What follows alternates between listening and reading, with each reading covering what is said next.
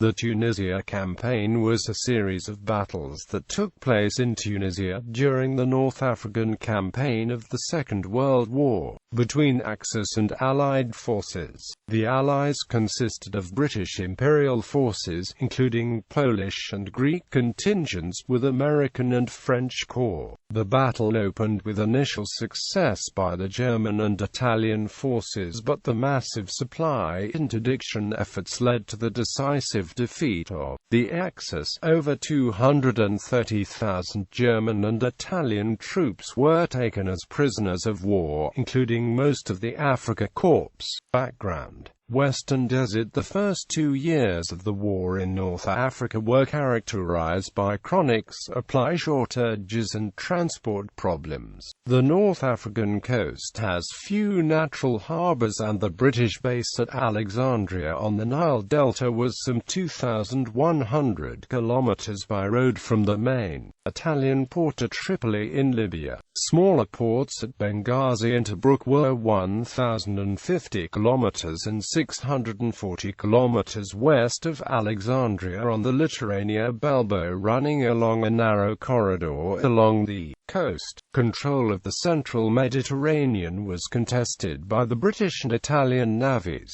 which were equally matched and exerted a reciprocal constrained supply through Alexandria, Tripoli, Benghazi and Tobruk. Although the British could supply Egypt via the long route through the Atlantic around the Cape of Good Hope and by the Indian Ocean into the Red Sea, the chronic difficulty in the supply of military forces in the desert led to several indecisive victories by both sides and long fruitless advances along the coast. The Italian invasion of Egypt by the 10th Army in 1940 advanced 97 kilometers into Egypt and more than 1,600 kilometers in a straight line from Tripoli, 600 kilometers from Benghazi and 320 kilometers from Tobruk. The Western Desert Force fought delaying action as it fell back to Mersa Matruh. Then began Operation Compass, a raid and counter-attack into Libya.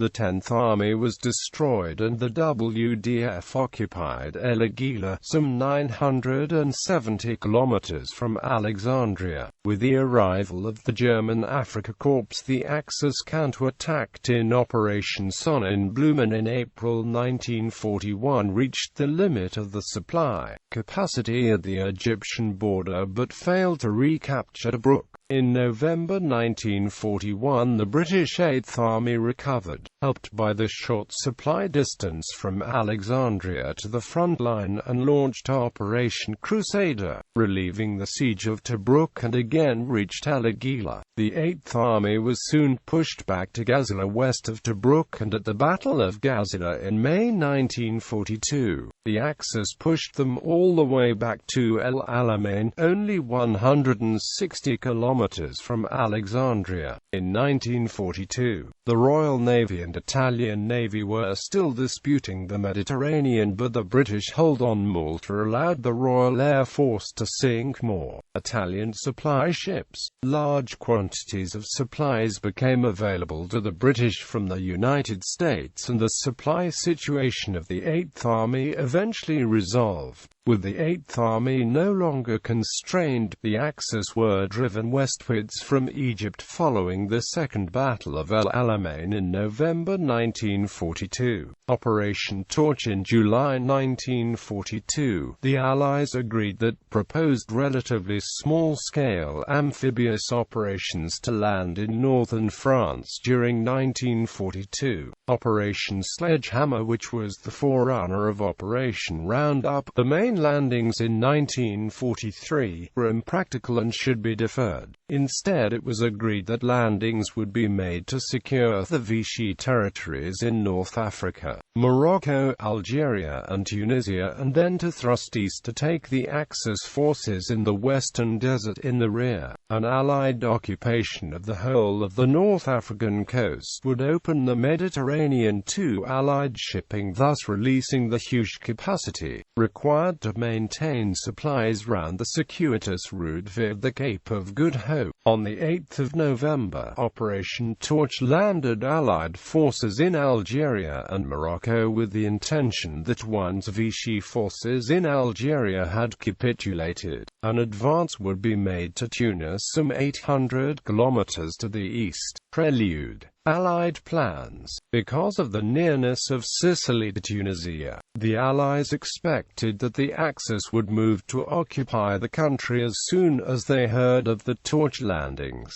To forestall this, it would be necessary to occupy Tunisia as quickly as possible after the landings were made. However, there was a limit to how far east the Torch landings could be made because of the increasing proximity of Axis airfields in Sicily and Sardinia, which at the end of October held 298 German and 574 Italian aircraft. Algiers was accordingly chosen for the most easterly landings. This would ensure the success of the initial landings in spite of uncertainty as to how the incumbent French forces would react. Once Algiers was secured, a small force, the Eastern Task Force, would be projected as quickly as possible into Tunisia in a race to occupy Tunis, some 800 kilometers distant along poor roads in difficult terrain during the winter rainy season, before the Axis could organize. However, planners had to assume the worst case regarding the extent of Vichy opposition at Algiers, and the invasion convoys were assault-loaded with a preponderance of infantry to meet heavy ground opposition. This meant that at Algiers the disembarkation of mobile forces for an advance to Tunisia would necessarily be delayed. Plans were thus a compromise, and the Allies realized that an attempt to reach Bizerta and Tunis overland before the Axis could establish themselves represented a gamble which depended on the ability of the Navy and Air Force to delay the Axis build-up. The Allies, although they had provided for the possibility of strong Vichy opposition to the landings both in terms of infantry and Air Force allocations, seriously underestimated the Axis' appetite for and speed of intervention in Tunisia. Once operations had commenced, and despite clear intelligence reports regarding the Axis reaction, the Allies were slow to respond, and it was not until nearly 2 weeks after the landings that air and naval plans were made to interdict Axis sea transport to Tunis. At the end of November, Naval Force K was reformed in Malta with 3 cruisers and 4 destroyers, and Force Q formed in Beaune with 3 cruisers and 2 destroyers. No Axis ships sailing to Tunis were sunk in November, but the Allied naval forces had some success in early December, sinking 7 Axis transports. However, this came too late to affect the fighting on land because the armored elements of 10th Panzer Division had already arrived. To counter the surface threat, Axis convoys were switched to daylight when they could be protected by air cover. Night convoys resumed on completion of the extension of Axis minefields, which severely restricted the activities of Force K and Force Q. Tunisia is rectangular, with its northern and much of its eastern boundary on the Mediterranean coast. Most of the inland western border with Algeria is astride the western line of the Atlas Mountains, which run from the Atlantic coast of Morocco, 1,900 kilometers east to Tunis.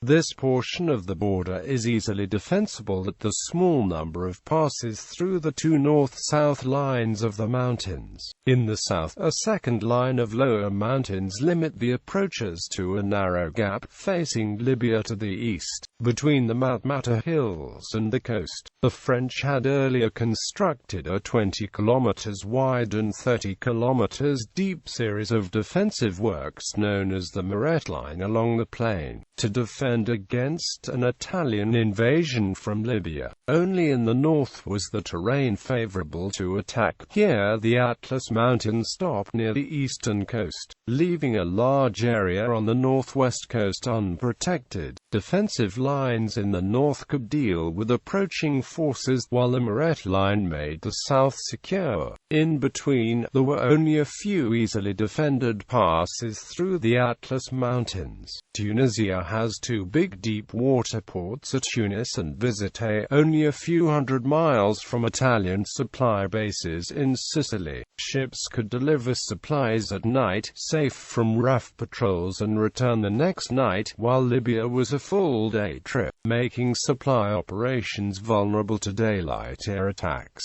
In Hitler's view, Tunisia could be held indefinitely, upsetting Allied plans in Europe. Battle run for Tunis. By the 10th of November, French opposition to the torch landings had ceased, creating a military vacuum in Tunisia. Lieutenant General Kenneth Anderson, commanding British First Army, immediately ordered the 36th Infantry Brigade Group, which had been the floating reserve for the Algiers landing, eastward by sea to occupy the Algerian ports of Bugey, Philippeville and Bone, and the airfield at Djedjeli, preliminary to advancing into Tunisia. The combined chiefs of staff had decided that, with the forces available, torch would not include assault landings close to Tunisia. Anderson needed to get his limited force east quickly, before the Axis could reinforce Tunisia, but the Allies had only 2 brigade groups and some additional armor and artillery for the attack.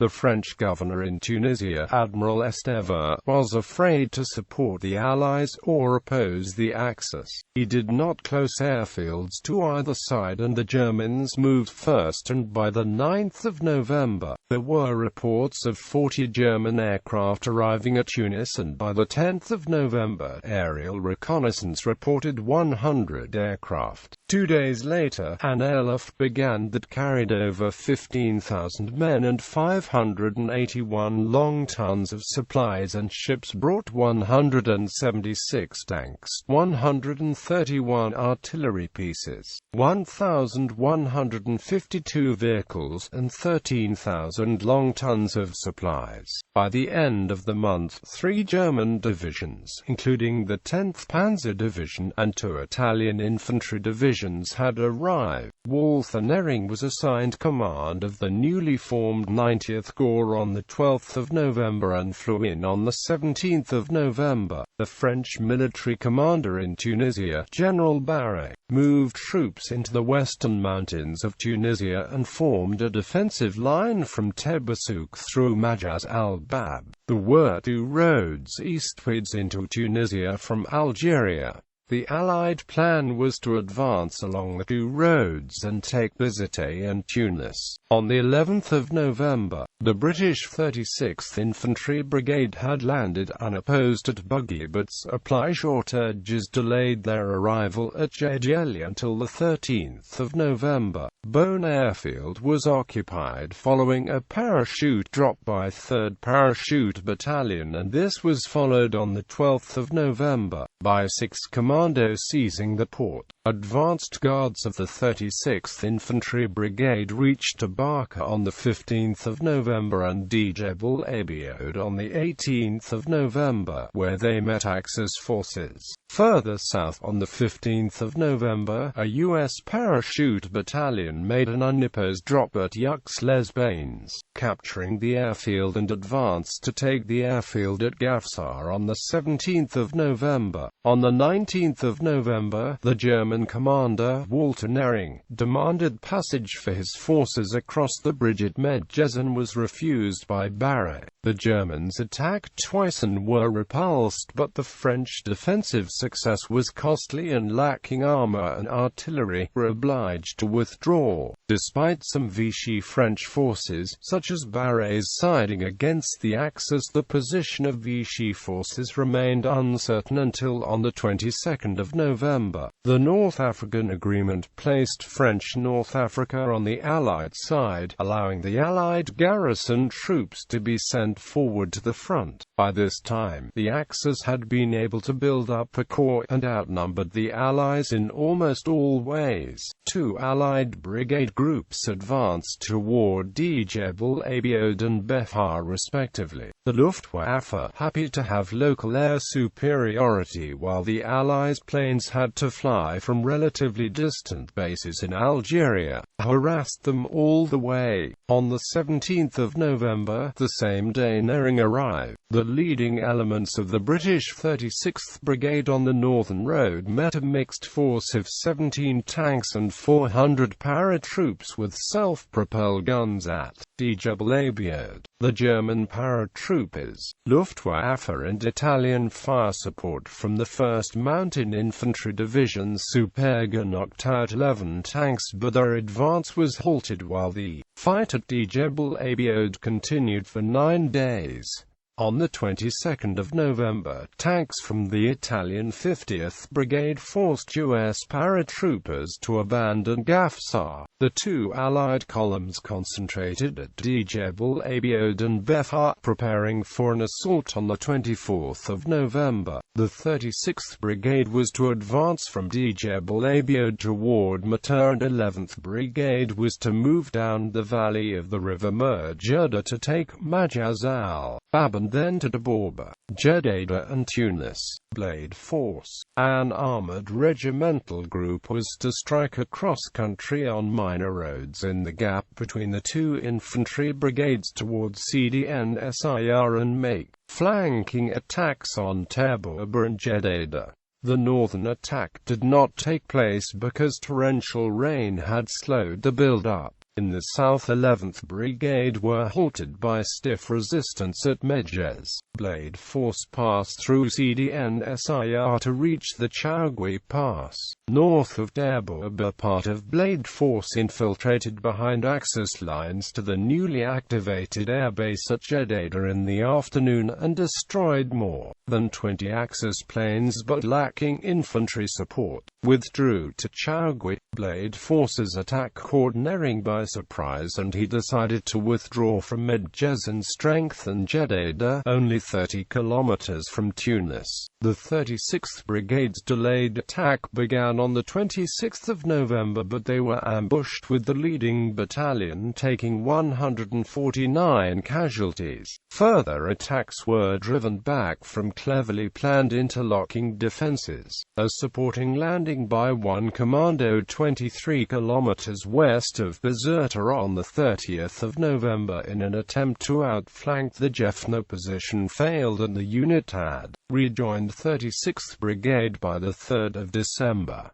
The position remained in German hands until the last days of fighting in Tunisia the following spring. Early on the 26th of November, as the Germans withdrew, 11 Brigade were able to enter Medjez unopposed, and by late in the day had taken positions in and around Borba, which had also been evacuated by the Germans, preparatory to advancing on Jeddah. However, on the 27th of November the Germans attacked in strength, and 11th Brigade's attempt to regain the initiative in the early hours of the 28th of November, attacking toward Jeddah airfield with the help of U.S. armor, failed. On the 29th of November, Combat Command B of U.S. 1st Armored Division had concentrated forward for an attack in conjunction with Blade Force planned from the 2nd of December. They were forestalled by an Axis counterattack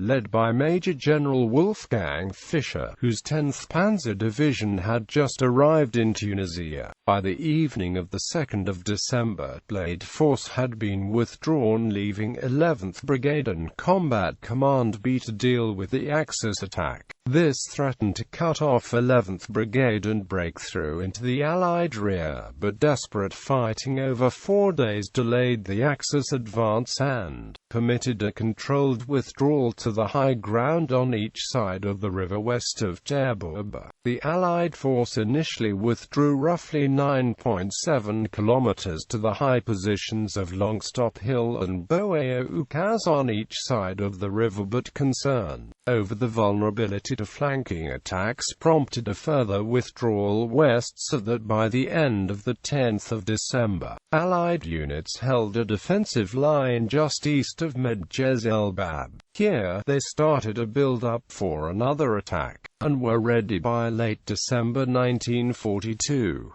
The slow build-up had brought Allied force levels up to a total of 54,000 British, 73,800 American, and 7,000 French troops. A hasty intelligence review showed about 125,000 combat and 70,000 service troops, mostly Italian, in front of them. The main attack began the afternoon of the 22nd of December. Despite rain and insufficient air cover, progress was made up the lower ridges of the 900-foot-long stop hill that controlled the river corridor from Medjez to Taborba and thence to Tunis. After 3 days of to-and-fro fighting, with ammunition running low and Axis forces now holding adjacent high ground, the long stop position became untenable and the Allies were forced to withdraw to Medjez, and by the 26th of December 1942 the Allies had withdrawn to the line they had set out from 2 weeks earlier, having suffered 20,743 casualties. Aftermath: French politics. While the battles wound down, factionalism among the French again erupted. On the 24th of December, François Darlan was assassinated and Henry Giraud succeeded him as High Commissioner. To the frustration of the Free French, the U.S. government had displayed considerable willingness to make a deal with Darlan and the Vichyists. Consequently, Darlan's death appeared to present an opportunity to bring together the French in North Africa and Charles de Gaulle's Free French. De Gaulle and Giraud met in late January, but little progress was made in reconciling the differences of the constituencies they represented. It was not until June 1943 that the French Committee of National Liberation was formed under the joint chairmanship of Giraud and de Gaulle. When de Gaulle quickly eclipsed Giraud, who openly disliked political responsibility and more or less willingly from then on deferred to the leader of the Free French.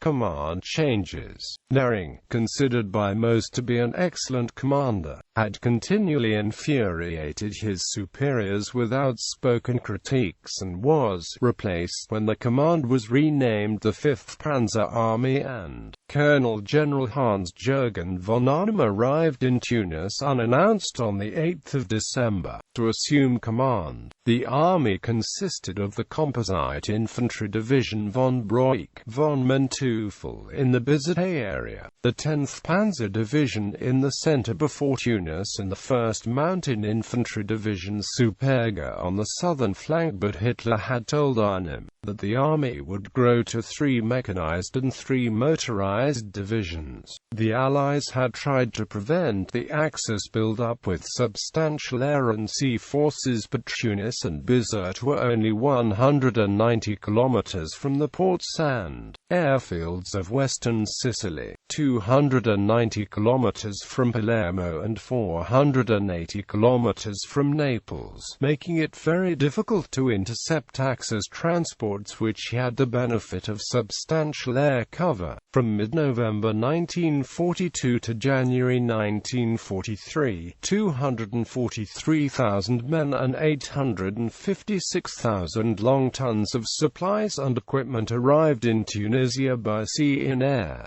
General Eisenhower transferred further units from Morocco and Algeria eastward into Tunisia. In the north, the First Army over the next 3 months received 3 more British divisions, the 1st, 4th and 46th Infantry Divisions, joining the 6th Armoured Division and 78th Infantry Division. By late March, the British 9th Corps HQ had arrived to join 5th Corps in commanding the expanded army. On the right flank, the basis of a 2-division French 19th Corps was assembling. In the south was the 2nd U.S. Corps, consisting of the 1st and 34th Infantry Divisions and the 1st Armored Division. Giraud refused to have the French Corps under the command of the 1st Army, and so they, along with the 2nd Corps, remained under command of Allied Forces headquarters. New forward airfields were built to improve air support. The Americans also began bases in Algeria and Tunisia, to form a large forward base at Manassi, on the eastern edge of the Atlas Mountains, well placed to cut off the Panzer Army in the south from Tunis and the 5th Panzer Army in the north.